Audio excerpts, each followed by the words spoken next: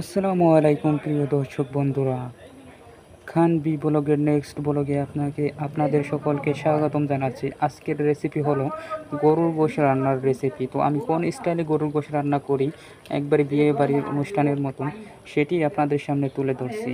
তো সম্পূর্ণ ভিডিওটি দেখবেন এবং সুন্দর ভিডিওটি দেখার পর সুন্দর একটি গঠনমূলক কমেন্ট করে যাবেন আমার রান্নাটি কেমন করা হয়েছে।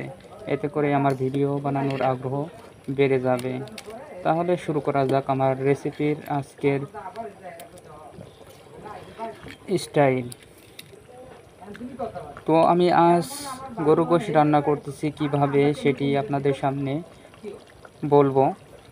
বিয়েবাড়ির গরু গোশ যেভাবে রান্না করে আঠা আঠার মতন একবারে ভুনা ভুনা কোয়ালিটির, হালকা মশলা থাকবে, সেই কোয়ালিটিরই আমি রান্না করতেছি, দেখতে পাচ্ছেন।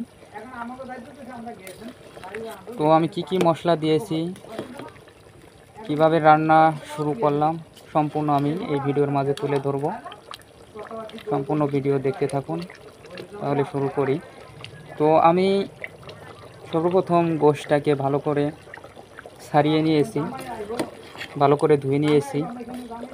ধোয়ার পরে পানিতে কিছুক্ষণ রেখে দিছি। এর মাঝে আমি কি করেছি, সম্পূর্ণ মশলাগুলোকে পেস্ট করেছি, সংগ্রহ করেছি মশলাগুলো আমি। তো কি মশলা আমি এর মাঝে দিয়েছি আমি সেটা বলতেছি। এর মাঝে দিয়েছি আদা, রসুন, পেঁয়াজ, মরিচ, জিরার গুঁড়া, ধনিয়ার গুঁড়া, গোলমরিচ, এলাচ, দারচিনি, সম্পূর্ণ অ্যাডজাস্ট মশলা অ্যাডজাস্ট করে আমি গোশগুলোকে ভালো করে চিপিয়ে নিয়ে এর মাঝে দিয়ে, তারপরে মশলা দিয়ে, তেল দিয়ে, লবণ দিয়ে একসাথে এগুলোকে মাখিয়ে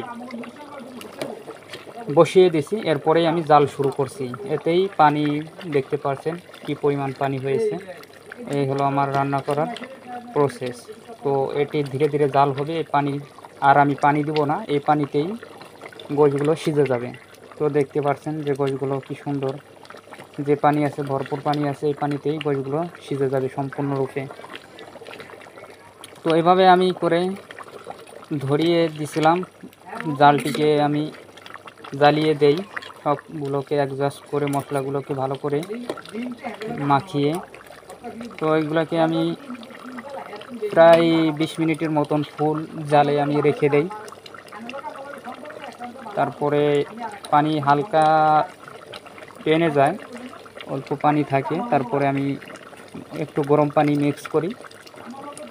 গরম পানি মিক্স করার পরে এখন আমি হালকা জালটা একটু কমিয়ে দিয়ে আবার রান্না শুরু করছি।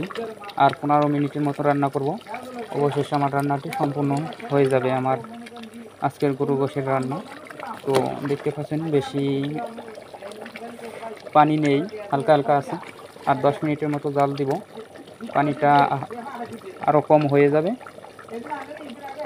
একবারে বিয়ের বাড়ির গরু গোশ যেরকম সেই কোয়ালিটির হয়ে যাবে ইনশাআল্লাহ।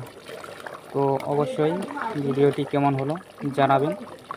আর আমার ইউটিউব চ্যানেল থেকে দেখে থাকলে ইউটিউব চ্যানেলটি সাবস্ক্রাইব করবেন এবং ফেসবুক পেজ থেকে দেখে থাকলে ফেসবুক পেজটি ফলো দিবেন। ধন্যবাদ সকলকে।